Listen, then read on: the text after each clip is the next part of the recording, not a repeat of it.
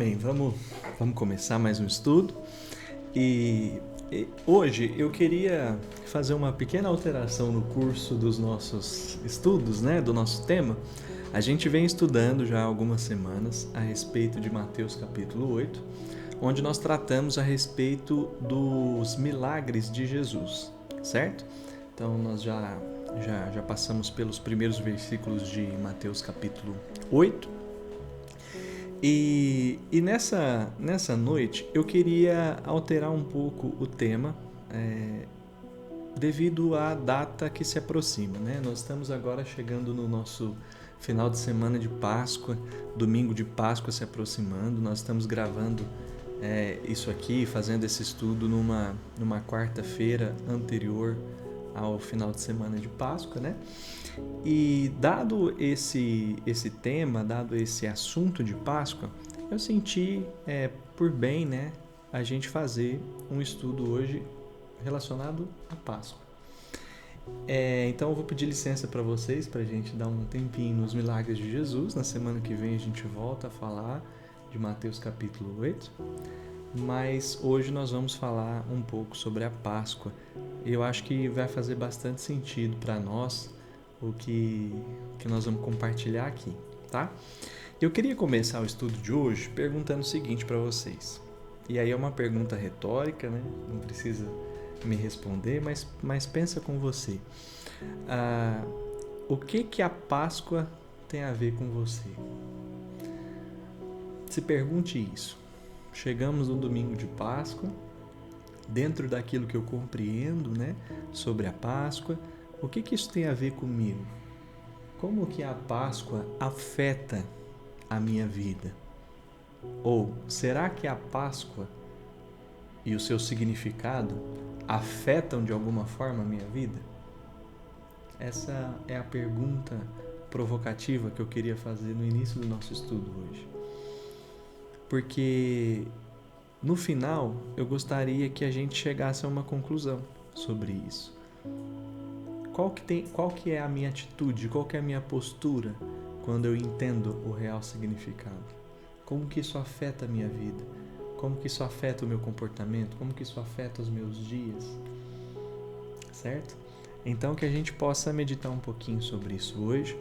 E antes da gente entrar de fato nessa questão de como a Páscoa afeta ou não a nossa vida, como a gente deve se posicionar diante disso, eu queria compartilhar com vocês os aspectos mais importantes dessa data, desse feriado, que hoje para nós é um feriado, mas antes de ser um feriado para nós aqui no mundo ocidental, foi na verdade uma cerimônia instituída por Deus para que os judeus praticassem, certo?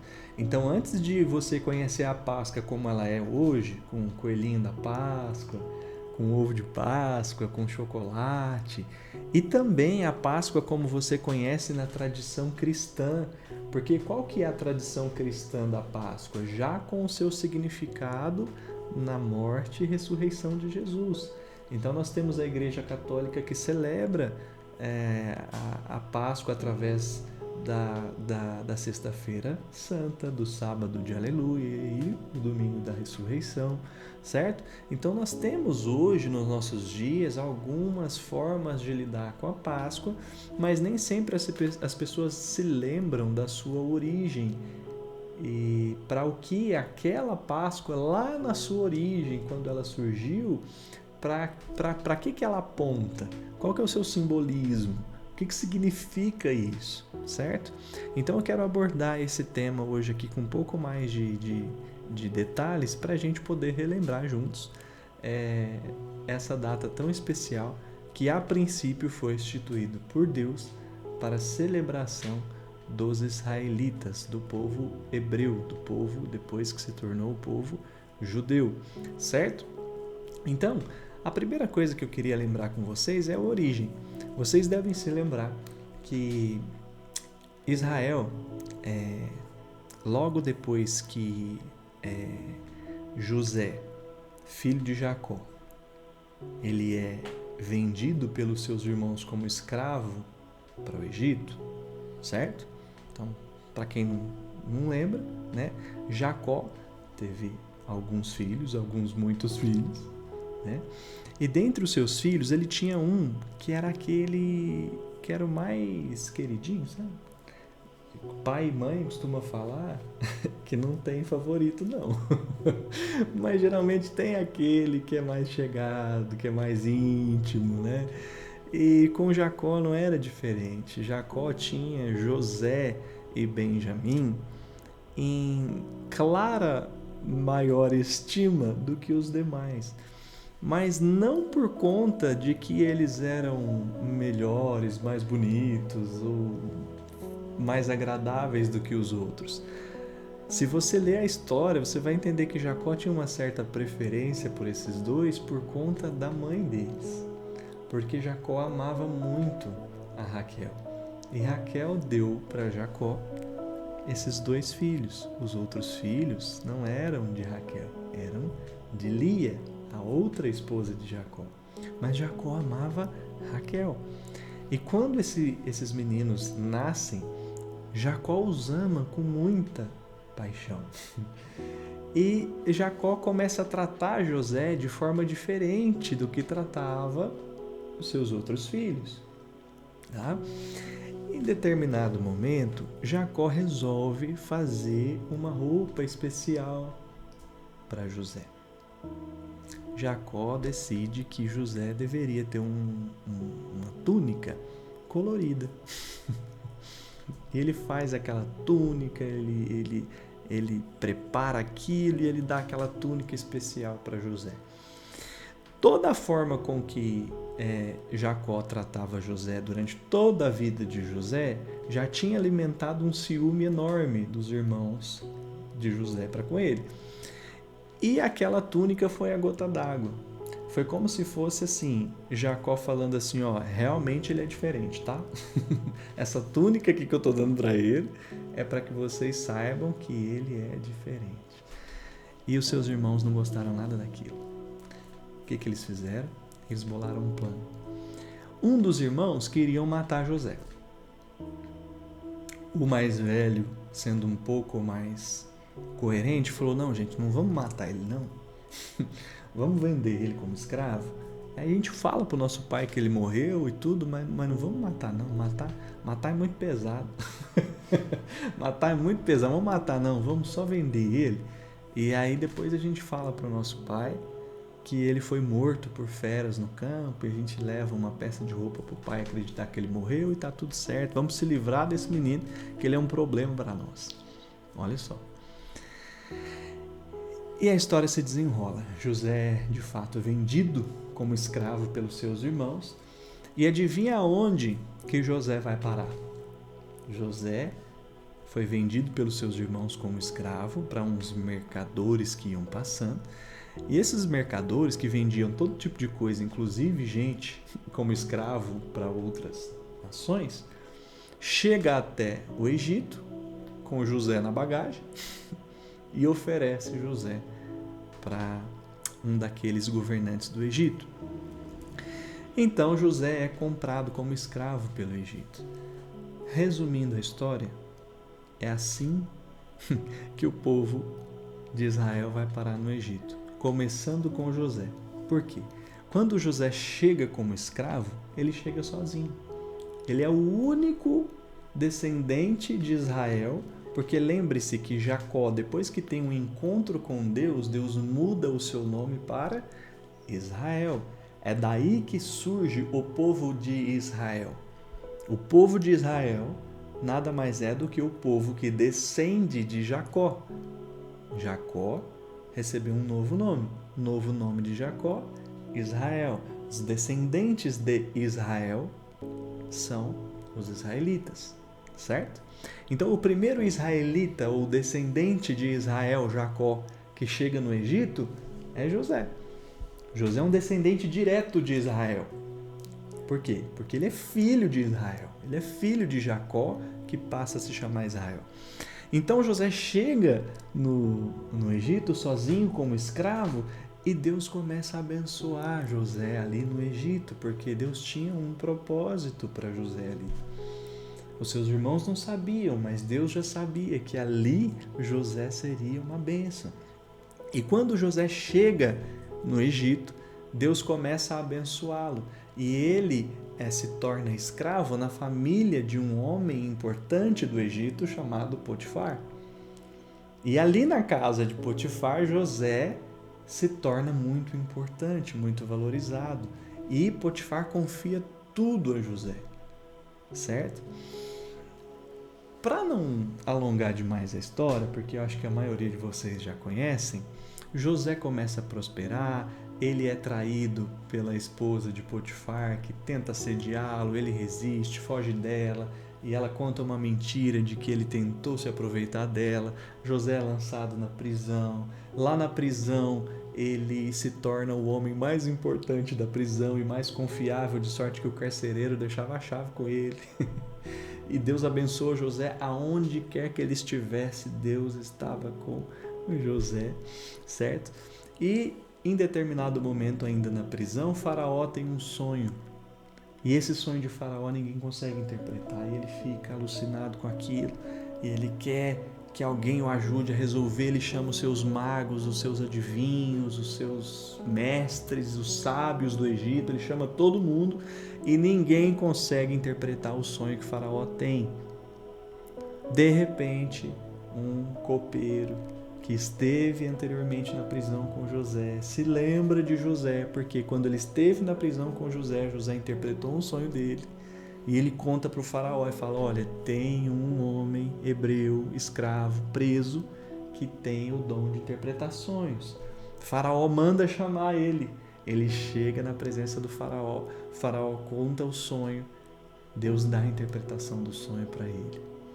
E ele conta exatamente para Faraó o que significa o sonho e como Faraó deveria se preparar para enfrentar aquilo que ele havia sonhado. Resumindo, Faraó havia sonhado o quê? Que eles teriam um período de 7 anos de grande bonança e depois mais 7 anos de grande fome. E quando isso acontece, Faraó fica preocupado e fala o seguinte: tá, quem seria melhor para administrar esse período de fome do que você, que foi capaz de interpretar o meu sonho? E aí, aquele menino que lá atrás foi vendido como um escravo, se torna o homem mais importante abaixo apenas de Faraó no Egito. Essa é a história de José no Egito. Depois, já governador, José reencontra os seus irmãos no período de fome. Passam-se os 7 anos de bonança, José administra todas as riquezas, faz uma poupança gorda para o Faraó. E no período de fome que assola toda a terra conhecida daquela época, sabe o que acontece?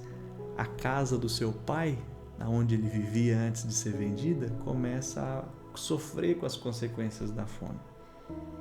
E aí que eles vão para o Egito procurar comida. Por quê? Por conta de José, o Egito se preparou para aquele período. Então seus irmãos vão até lá e se reencontram com José. Tem expectativa de que José vai se vingar e tal, e José não se vinga, porque José tem uma visão mais ampla e ele entende que, na verdade, Deus o levou para lá com um propósito. E José não só perdoa os seus irmãos, como se reconcilia com eles. E toda a sua família e o seu povo é trazido para o Egito. E é assim que o povo de Israel vai parar no Egito. Por conta de José, do seu governo e da bênção de Deus sobre eles. E aí eu vou chegando agora perto da origem da Páscoa. Por quê? Imagina agora esse povo hebreu que chegou, esse povo descendente de Israel, que chega no Egito. E é por causa desse povo que o Egito foi abençoado e poupado do período de fome. Então essa geração é extremamente grata ao povo de Israel por isso. O faraó é extremamente grato a José por conta disso. Só que a Bíblia diz que passa um tempo. E o faraó que conhecia José morre. José morre. A geração de José passa. E um faraó que se levanta depois disso, a Bíblia diz que sem conhecer nada a respeito de José, percebe que existe um povo estrangeiro vivendo nas suas terras que se multiplica com muita facilidade. E esse faraó se volta contra os israelitas. E ali começa um período que a Bíblia conta para nós de 400 anos de escravidão no Egito. Durante 400 anos, o povo de Israel, os descendentes de Israel, foram escravizados pelo Egito. Você pensa um povo viver por 400 anos como escravo em uma região? Foi isso que aconteceu com eles.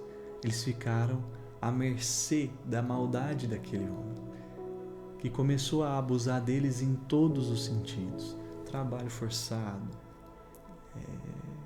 violência física, tudo que você pensar. E sempre que eles tentavam tirar um tempo para pelo menos adorar o Deus deles, o faraó aumentava a carga de trabalho para que eles não conseguissem sequer ter um momento de adoração ao Deus deles. E esse povo começa a ficar extremamente maltratado naquela região. E a Bíblia diz que em certo momento Deus ouve o clamor dos filhos de Israel e decide vir ao encontro deles. Só que para isso, Deus levanta um homem. E esse homem é o tal do Moisés. É aí que Moisés aparece na história, certo? Então Moisés é essa figura que Deus vai usar para quê? Para libertar o povo do Egito, para retirar o povo dessa situação de escravidão, para retirar o povo dessa situação, para salvar o povo desse local onde eles estão, certo? Então Moisés aparece como essa figura, como esse libertador que vem em nome de Deus para poder salvar o povo. E para que isso ocorresse, o que Deus faz? Deus capacita Moisés para realizar alguns sinais. E o último sinal que Deus opera através de Moisés para poder, de fato, tirar o povo do Egito é o sinal que depois vai ser celebrado como a Páscoa do Senhor. Aonde que é que isso aconteceu? Em que momento que isso aconteceu? E por que isso é tão importante? Porque a Páscoa é exatamente esse momento decisivo, definitivo entre a escravidão que fica para trás e a libertação que está diante de mim. É eu deixar o Egito e seguir rumo à terra que Deus preparou, certo? Deus tinha uma promessa para Moisés. Quando Deus chama Moisés para libertar o povo, ele não simplesmente fala: Moisés, tira o povo do Egito e leva para onde você quiser. Só tira de lá. Não.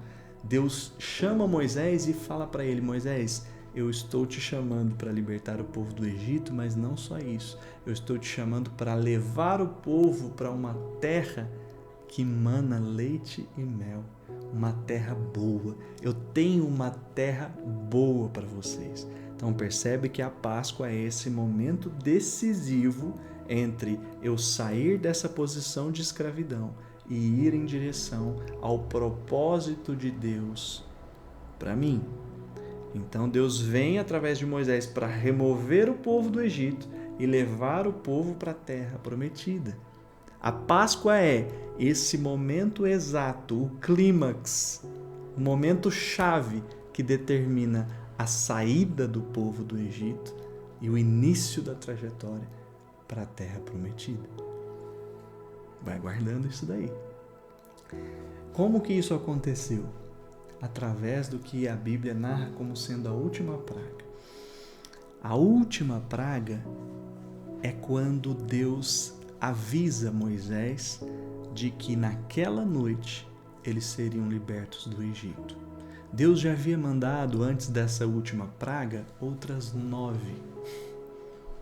E mesmo com 9 pragas que são juízos de Deus sobre o Egito pelo que fizeram com o seu povo, mesmo após 9 juízos de Deus em forma de pragas, o faraó endurece o coração e não permite que o povo saia. Mas na última praga, ele vai permitir. E que última praga é essa? Que último juízo é esse? A Bíblia conta que na última praga, no último juízo de Deus sobre o Egito, a morte iria passar sobre o Egito e iria alcançar todos os primogênitos do Egito, desde o filho mais velho de Faraó até o filho mais velho do servo do Faraó, até as primeiras crias do gado. Ou seja, esse juízo de Deus viria sobre aquilo que era mais importante para o Egito. Só que aí eu te pergunto, aonde é que o povo de Israel estava? No Egito. A morte iria passar sobre todo o Egito. Isso incluía o povo de Israel que estava lá. Só que aí Deus dá a solução para Moisés. E ele fala: Moisés, é o seguinte, hoje a morte vai passar sobre o Egito. O destruidor vai passar sobre o Egito. E todos os primogênitos vão morrer. Só que entre os israelitas não vai acontecer nada. Por quê? Vocês vão tomar um cordeiro macho de 1 ano, sem defeito. Vão sacrificar. 1 cordeiro por família. Tem que ser macho, tem que ser de 1 ano, tem que ser sem defeito. Certo? Quando vocês sacrificarem esse cordeiro, vocês vão comer a carne dele. E o sangue vocês vão passar sobre as vigas das portas, em cima e nas laterais. E quando o anjo destruidor estiver passando para executar o juízo sobre toda a terra do Egito, ele vai poupar as casas em que ele enxergar o sangue. Essa é a Páscoa do Senhor. É assim que Deus institui a Páscoa. O momento em que Deus poupa Israel do juízo que viria. Então a Páscoa é Deus poupando o povo de Israel daquele juízo tão terrível que viria sobre a terra do Egito. Tanto é que o texto diz o seguinte, que quando Deus está passando as instruções para Moisés, ele fala o seguinte, eu quero até ler para vocês, ele fala assim: quando vocês entrarem na terra que o Senhor prometeu lhes dar, celebrem essa cerimônia. Ou seja, Deus já está apontando para o futuro, falando: Moisés, vocês vão sair daqui e vão para o lugar que eu estou preparando para vocês. E quando vocês chegarem lá, vocês vão celebrar isso. Isso vai ser uma cerimônia anual que vocês vão fazer. Todo ano vocês vão fazer isso. Vão sacrificar um cordeiro, vão comer, para se lembrar do que está acontecendo aqui. E aí ele continua e fala o seguinte: quando seus filhos lhes perguntarem o que significa essa cerimônia, sabe o que você vai responder? Esse é o sacrifício da Páscoa ao Senhor, que passou sobre a casa dos israelitas no Egito e poupou as nossas casas da morte. Então, o que significa a Páscoa para o judeu? O dia em que Deus, ao executar o juízo sobre o Egito, nos poupou. Agora eu te pergunto, para que isso aponta? O que essa Páscoa revela para nós? Sabe, esse evento no Egito, por mais literal que seja, ele apontava para algo muito maior que aconteceria um dia, que era o plano de redenção e salvação de Deus, não só de um povo, não só de uma nação, como foi o caso aqui de Israel, Mas essa libertação aponta, sabe para quê? Para a salvação que Deus tinha preparado para toda a humanidade. Então, qual que é o símbolo da Páscoa? Para que ela aponta? O que ela representa? Ela representa o momento exato em que Deus decide entrar em ação e nos salvar, em nos poupar do juízo que está por vir. Certo? E é exatamente isso aqui que eu quero tratar com vocês. O Egito aponta para esse mundo governado fora da vontade de Deus. O faraó aponta para o governo do inimigo que está agindo no mundo, oprimindo os filhos de Deus, exatamente como o faraó fazia. Tá? A escravidão aponta para uma situação em que todos os homens se colocaram depois do pecado. E é desse lugar de escravidão que Jesus quer nos resgatar, assim como Moisés resgatou o povo do Egito. O cordeiro sem defeito que foi sacrificado aponta para o sacrifício perfeito que haveria de vir em Cristo Jesus, o homem perfeito e sem pecado que morre no lugar dos pecadores. Percebe que os israelitas no Egito foram poupados do juízo não porque mereciam, mas porque um cordeiro inocente foi morto no lugar deles. A lógica do sacrifício é a troca. Por conta do sacrifício, eu não aplico o juízo sobre você, porque o sacrifício foi aceito. Houve uma troca. O cordeiro inocente sem defeito foi morto. E por conta disso, vocês foram poupados. Então, o cordeiro pascal lá do Egito apontava para Jesus. Isso é tão verdade que João Batista, quando está batizando e Jesus vai começar o seu ministério público, ele se aproxima de João para se batizar e João olha para ele, vira para os seus discípulos e fala: eis aí o Cordeiro de Deus que tira o pecado do mundo. Eis aí o cumprimento daquilo que começou lá no Egito, quando o Cordeiro Pascal foi morto e o seu sangue aspergido para que eles fossem poupados da morte. Agora o verdadeiro Cordeiro chegou. Eis aí, João diz, o Cordeiro de Deus que tira o pecado do mundo. Por que que ele tira o pecado do mundo? Ele tira o pecado do mundo porque ele, como Cordeiro sem defeito, morre. E nós, que merecíamos o juízo, recebemos o perdão. Então, a lógica do sacrifício é a troca. O cordeiro morre sem defeito, e eu, que tinha defeitos, permaneço vivo. A inocência do cordeiro é passada para mim, e a minha maldade é passada para o cordeiro. Essa é a lógica do sacrifício. Essa é a lógica da Páscoa. E o mais interessante é que quando Jesus ele está prestes a finalizar a sua obra, quando ele percebe, né, que está no final do seu ministério, que ele está indo para a cruz, de forma extremamente bela e arquitetada, Jesus escolhe o momento da Páscoa para ser o momento da sua crucificação.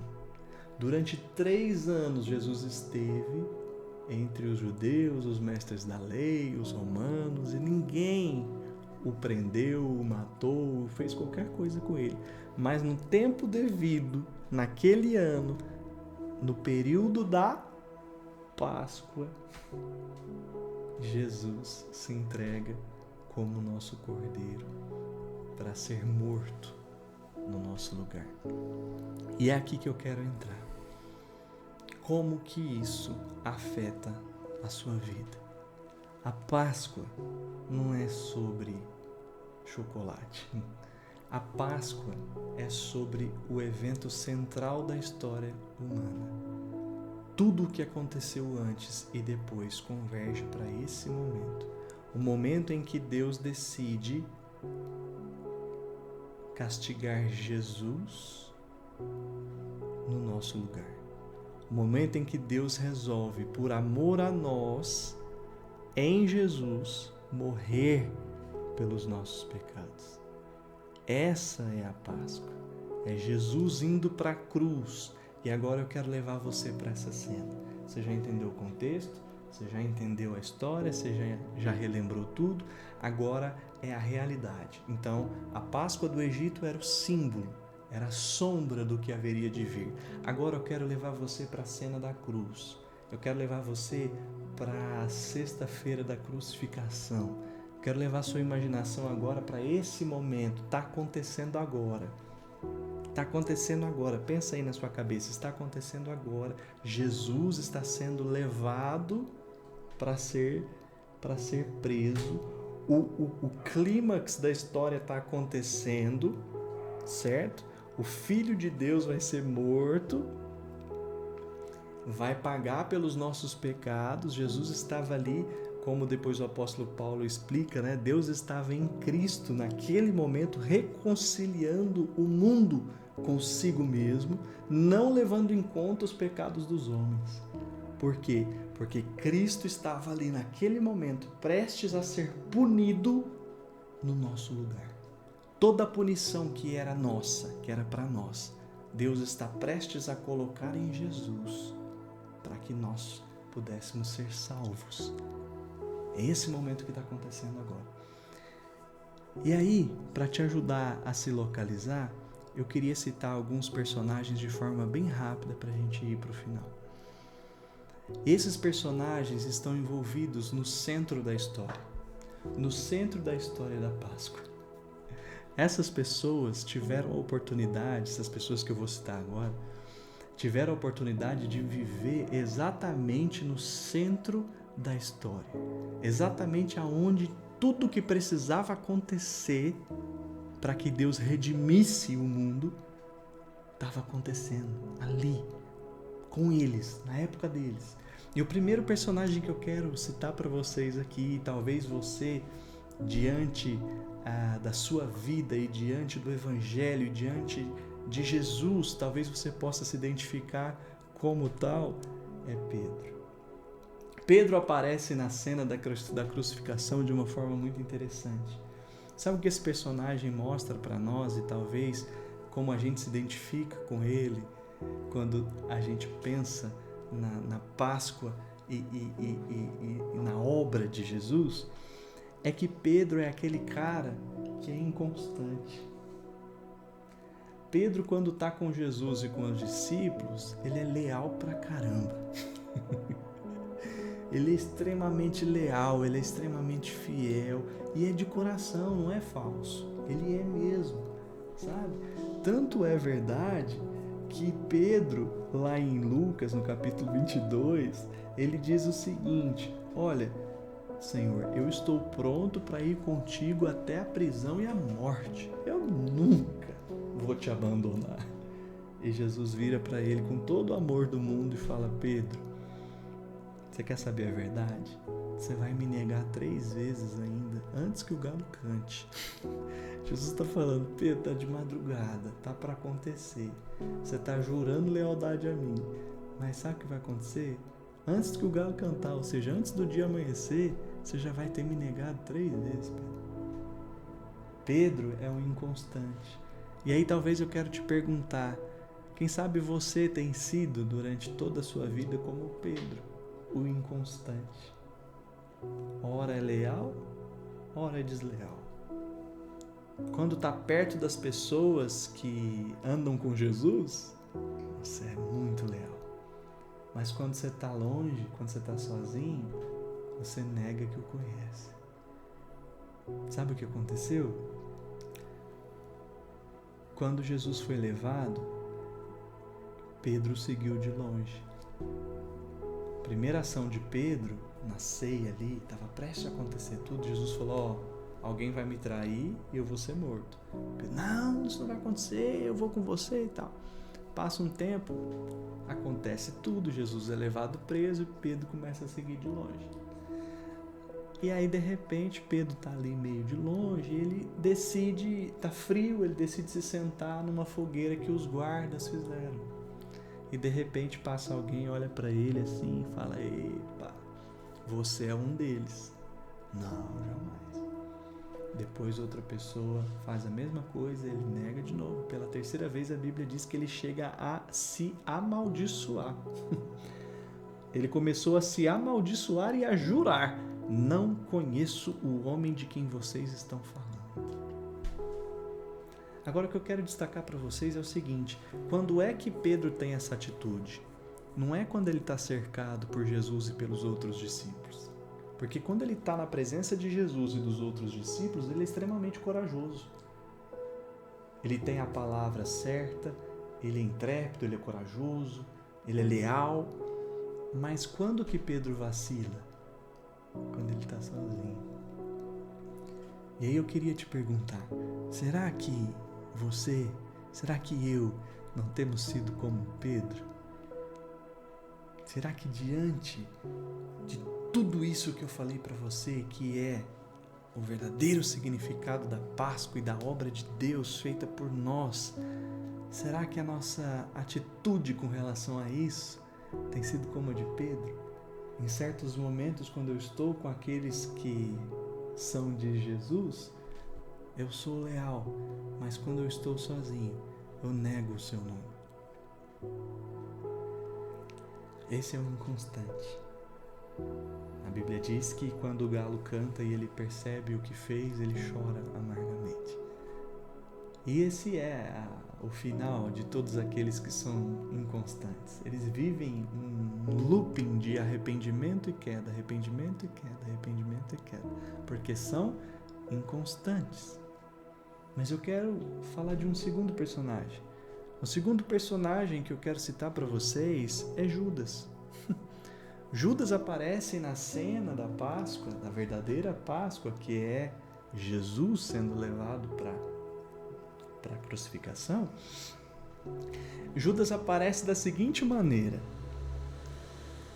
uma mulher, momentos antes de Jesus ser levado para ser crucificado, ela dá tudo de si em adoração a Jesus. Não sabemos quem é, se é Maria Madalena ou se é alguma outra mulher, mas a Bíblia diz que se é Maria, irmã de Lázaro, enfim, não se sabe exatamente quem é essa mulher, mas a Bíblia diz que essa mulher, ela compra um vaso de alabastro com um nardo puro, e ela compra isso que era dinheiro de um mês de salário, e ela compra isso e ela derrama isso aos pés de Jesus. E quando Judas vê isso acontecer, a Bíblia diz que ele fica revoltado.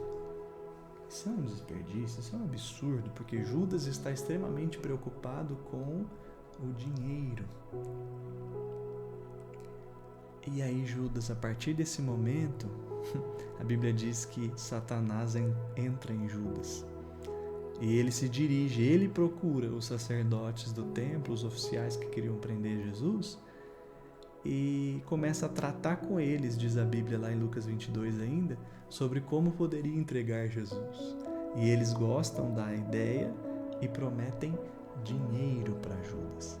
E aí a Bíblia diz que a partir desse momento ele ficou procurando uma oportunidade para lhes entregar Jesus.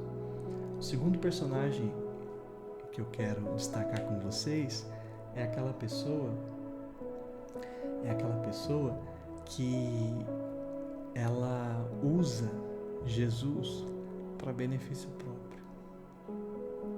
Judas não está preocupado com o que está acontecendo, ele não está entendendo que esse é o momento exato em que Deus vai trazer a salvação definitiva para a humanidade. Não, Judas só está pensando que ele pode usar desse momento para ganhar um dinheirinho.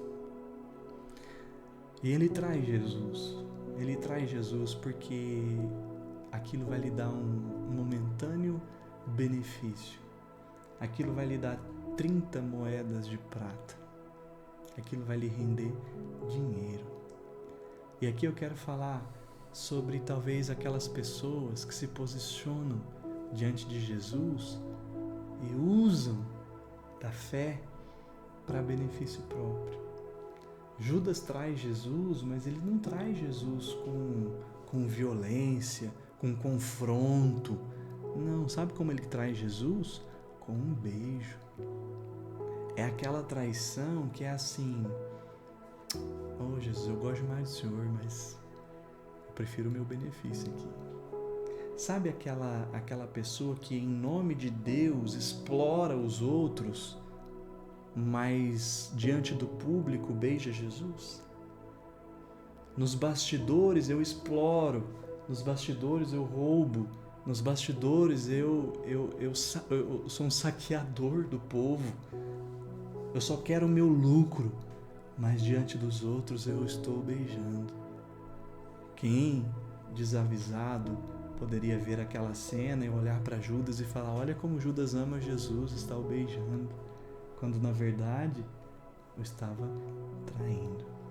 Então o segundo personagem é aquele que age diante do que está acontecendo como uma oportunidade de ganho, como uma oportunidade de benefício próprio, e não entendeu a eficácia do Evangelho, não entendeu o que está acontecendo. O terceiro personagem que eu quero citar é a multidão. A multidão estava ali, vendo tudo o que estava acontecendo na cena da crucificação. E eu quero pedir que vocês tenham um pouquinho de paciência. Eu sei que eu já me estendi um pouquinho, mas é muito importante que a gente cite cada um desses personagens e eu já vou encerrar. A multidão é o personagem que está ali acompanhando tudo o que está acontecendo. E essa mesma multidão que está acompanhando agora os eventos da crucificação é aquela multidão que momentos antes, dias antes, tinham saudado Jesus como rei, com folhas de palmeiras nas mãos, dizendo: Hosana ao rei, Hosana ao filho de Davi. Essa mesma multidão agora está na cena da crucificação.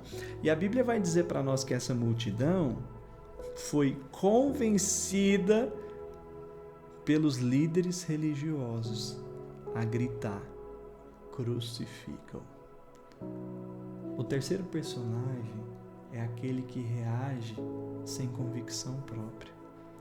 A multidão aponta para aquelas pessoas que são levadas pelos outros.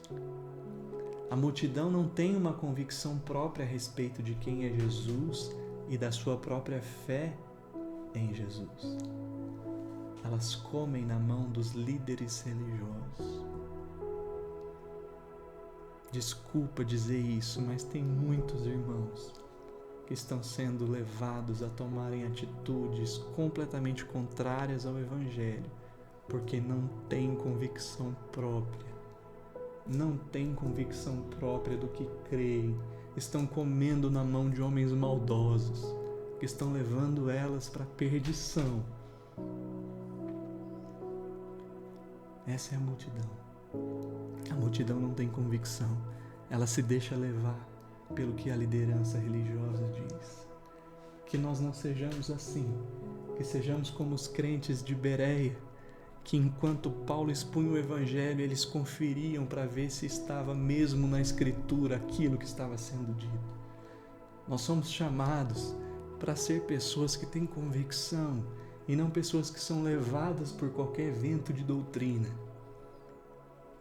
A multidão que ora estava gritando Hosana ao filho de Davi, agora estava dizendo crucifica, porque os líderes convenceram, porque foram persuadidos. Ei, pare de ser persuadido por quem não tem compromisso com o Evangelho. Pare de ser persuadido por quem não tem compromisso com Jesus. Não é assim que deve ser. Que tenhamos a nossa própria convicção a respeito de Jesus e ninguém vai nos influenciar a agir de forma contrária. O quarto personagem é Pilatos. Pilatos aparece na cena da crucificação de uma forma muito interessante. Ele é o cara que tem nas mãos a responsabilidade de conduzir o julgamento de Jesus. Só que Pilatos, ele é político. E como político, ele não quer se envolver. Ele não quer ter responsabilidade sobre o que está acontecendo. E esse personagem são aquelas pessoas que, diante do fato de que Jesus veio, está sendo crucificado, está redimindo o mundo, são aquelas pessoas que tentam ficar isentas. Eu não preciso tomar uma decisão sobre isso. Eu vou vivendo. Isso não me afeta. Eu não preciso deixar de crer, mas também não preciso crer, sabe? Eu não preciso falar que eu não gosto de Jesus, mas eu também não preciso seguir Jesus. Deixa eu ficar aqui no meio do caminho, deixa eu ficar isento. O Pilatos eu o chamaria de isentão. É o isentão. Você sabe por que ele é o isentão? Porque quando chega no ponto de decidir, e aí? O que vamos fazer, Pilatos? Sabe o que ele diz? Ele fala assim: quando Pilatos percebeu que não estava obtendo nenhum resultado, porque ele ficou tentando convencer ali a multidão a não crucificar Jesus, não encontrei crime nenhum nele. Quando ele vê que não tem resultado, que a multidão grita cada vez mais, crucificam, ele faz o seguinte: ele manda trazer água, lava as mãos diante da multidão e diz: estou inocente do sangue deste homem. A responsabilidade é de vocês.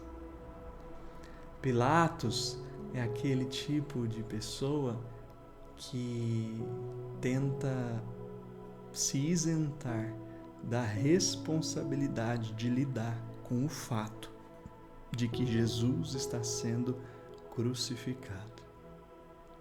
E aqui eu quero abrir um parêntese.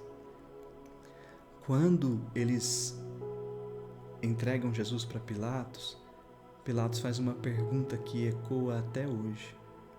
Ele diz o seguinte, eu quero ler para vocês: que farei com Jesus chamado Cristo? Essa é a pergunta que ecoa há 2000 anos. Eu não sei se você parou para pensar nisso até hoje, mas você acreditando ou não, isso aconteceu. Jesus veio e morreu por mim e por você. E a questão é, o que você faz com isso? Como você reage diante disso? Pilatos é aquele que não quer decidir. Sabe? Eu quero passar por isso de forma isenta, eu não quero ter que lidar com isso.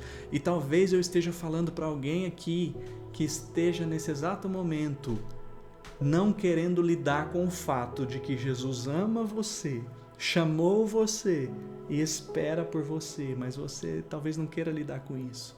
Não, eu tenho outras coisas para fazer, eu tenho meu trabalho, eu tenho minha carreira, eu tenho outras coisas, eu não quero lidar com isso agora. E talvez como Pilatos você tenha lavado as suas mãos da decisão que você tem que tomar. E há uma decisão à sua espera. O que você vai fazer com isso? Jesus veio, viveu, morreu no seu lugar e ressuscitou, e Ele te chama para segui-lo. O que você vai fazer com isso? A pergunta é: o que farei de Jesus chamado Cristo? Pilatos escolheu lavar as mãos. Não decidiu nem que sim nem que não. O que faria nem o que não faria. Tentou terceirizar a responsabilidade. É com vocês, eu não vou decidir nada. Fica o fechamento do parêntese aqui para você pensar.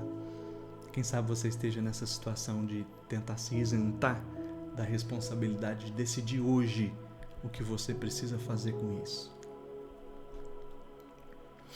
O quinto personagem que eu quero citar é Simão. Simão de Cirene. Esse camarada aparece na história da crucificação de uma forma inusitada. Simão de Cirene, ele simplesmente estava passando por ali. A Bíblia diz que quando Jesus é julgado ali por Pilatos, é entregado para ser crucificado, eles entregam a cruz para Jesus carregar e seguem em direção ao local onde ele seria crucificado, certo? Só que, naquele exato momento, vinha um homem passando. Esse homem é Simão. E a Bíblia diz que certo homem de Cirene chamado Simão passava por ali chegando do campo e eles o forçaram a carregar a cruz. E é por isso que eu separei esse personagem. Talvez você não se identifique com nenhum dos personagens anteriores, mas eu quero falar com os mais jovens aqui agora. Talvez você se assemelhe com esse Simão. Sabe por quê? Porque Simão não carregou a cruz porque queria. Simão não carregou a cruz porque decidiu. Simão não carregou a cruz porque tinha convicção do que estava fazendo. Simão não fez nada daquilo porque queria. Simão estava carregando a cruz porque estava sendo obrigado. Eu quero falar aqui com pessoas que talvez estejam vivendo a vida da fé por obrigação. Porque a mãe mandou, porque o pai vai, porque o tio mandou, porque a avó falou. E eu quero dizer para você com todo o amor que há no meu coração, você não precisa fazer nada por obrigação. Você não tem que. Não. Jesus não quer que você carregue a cruz porque alguém mandou você carregar. Jesus quer que você escolha carregar a cruz. E Simão de Cirene é esse cara, é esse homem que não teve a oportunidade de escolher. Simplesmente lhe deram uma cruz e disseram, vai, carrega. E eu conheço muitos irmãos que por muito tempo carregaram uma cruz porque foram obrigados. Viveram uma experiência religiosa por pura e simplesmente obrigação. E isso é muito pesado. Isso é muito difícil, é quase impossível. E eu quero convidar você a deixar essa cruz da obrigação hoje e escolher a cruz por convicção. Essa cruz da convicção é leve, porque o Senhor a carrega com você. Mas a cruz da obrigação não é leve, porque você carrega ela sozinho. Esse é o quinto. E agora eu quero encerrar. Para terminar. Sei que eu fui muito longo, mas eu precisava falar cada um desses. O último que eu quero citar é o mais improvável de todos, mas é o ladrão da cruz. O ladrão da cruz, ele viu tudo isso. E ele foi crucificado, diz a Bíblia, ao lado de Jesus. Enquanto Jesus estava sendo crucificado, eu imagino que ele estivesse observando tudo o que estava acontecendo ali. E ele sabia quem era Jesus.